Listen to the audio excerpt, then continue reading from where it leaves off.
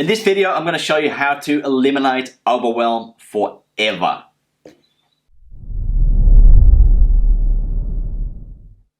What's going on, difference maker? It's Kirby. I trust you have been well.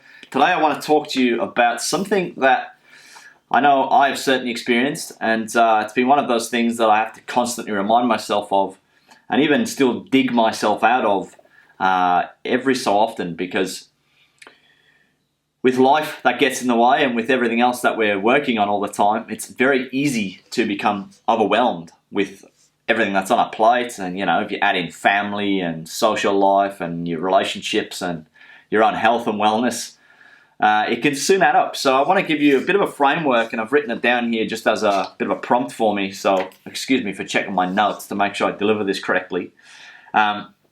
But I think this has probably been really helpful for me, and I hope that it's really helpful for you as well as you go about building your business and getting your name out there more.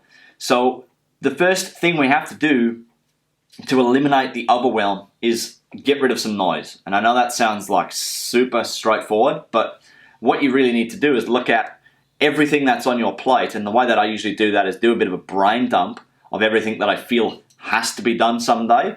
And I write all of that down. And the thing that I look at specifically is I ask myself, which project on that list is going to give me the best return on investment in one of three areas. And you can choose whichever areas you like, but these are the areas that I look at. Either authority and impact, which is the way that I'm seen in the marketplace and the amount of difference I can make in the marketplace without people buying anything from me. The second thing is it going to be a positive ROI on my lifestyle, as in, is it going to give me back more time or more freedom or more flexibility in my time, in my schedule? And the third thing is it going to improve my revenue position in the business so that I can sustain my message moving forward? So that's the first step, all right? So brain dump everything, look at all the projects that you want to complete someday, and then ask yourself which one of those projects is likely to give me the best return on investment for one of three areas, mine being authority and impact, lifestyle, and revenue, okay? Once you've done that, then the first thing you need to ask yourself is, what needs to happen first for this project to get rolling, to get into some momentum? Now, I don't know what that is for you, but I'm just going to sort of randomly pluck an example. Let's say I needed to do a webinar, and I wanted to do a live webinar. You know, it's been on my list for a while, and I just really want to do it to share my message more. And that was the project that I had picked out of everything that I had to do, because I believed it was the best way for me to increase my impact and make a difference for people. Best way for me to improve my lifestyle, because I don't need to fly around the country to deliver a webinar. I can do it right here at home. And third thing, potentially it could increase my revenue if some of those clients on that webinar decide to join a program. Okay. So the first thing I would need to do to set up a webinar is probably decide on the theme of the webinar and the 3 or 4 things that I'm going to be teaching on that webinar. So kind of getting a framework for the content. All right.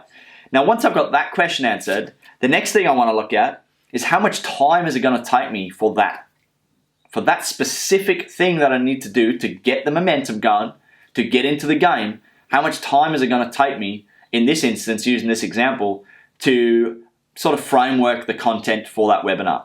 And then I want to go to my schedule, and I want to schedule in that time into my calendar so I know that it's there, and that's going to sort of let me sleep easy a little bit by saying, you know what, the project that I want to do, the project that I have ascertained and deemed is the most relevant to me right now, outside of all the other noise, I've got that time in my calendar to make a start and to get some momentum with that specific project, okay? The next question after that is, are there any specific tools or resources that you're going to need in order to complete that step? Now, that's the important part. I'm not talking about the whole thing here. I'm not talking about the whole webinar and the delivery and the adverts and the landing pages and the email automations. I'm not talking about any of that. I'm talking about the specific first step of putting together that content framework. Are there any tools or resources that I need to use for that particular step? And if so, do I have them already? All right. Now, in that instance there, not really. I just need a pen and paper, theoretically. The final question is, and this is a really big one. In fact, I want you to really ponder this one. In fact, you know, rewind the video and listen to this one again and again. Regardless of my confidence and my belief right now, do I have the ability to carry out this task? So let me just say that again, because it's really important. Regardless of my confidence and my belief right now, in this moment, do I have the ability to carry out this task? Because I think a lot of the times, what I see for myself anyway, is that there's so many things that I can do. I've got the ability to do lots of things, and I know you do too. But more often than not, when we've got the resources and we've allocated the time and we've eliminated all the noise, the thing that's going to stop us committing to that course of action and getting the momentum in one of those areas of our life or business is going to come down to your confidence, or it's going to come down to your belief. Because I know that you can work it out. Like, I can work it out too. We can go and find videos. You can hire people to teach you. You can go on YouTube. We can read a book. There's nothing stopping us from having the ability if we don't have it, so we can find that. What normally stops me is confidence or belief. And I'm sure that's the same for you too. So if you have been feeling overwhelmed, follow that framework. If you have any questions or comments, let me know. I hope it's been helpful. I'll see you again in the next video.